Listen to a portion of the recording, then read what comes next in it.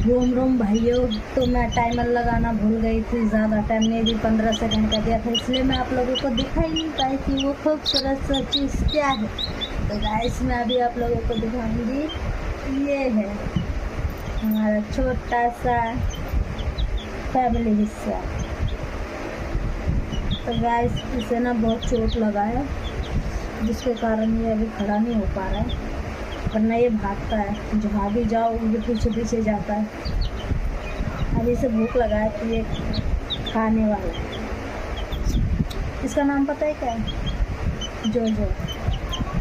Actually मेरे बेटे का फेवरेट नाम है ये, तो उसने रखा है। आप लोगों को ये कैसा लगा प्लीज़ मुझे कमेंट करके बताइए गाइस। और मेरी वीडियो कहाँ से देख रहे हैं प्लीज़ कमेंट बॉक्स में ज़रूर बताइए, और मुझे ऐसे ही प्यार और सपोर्ट देते रहिए। Love you all of you, bye bye, take care.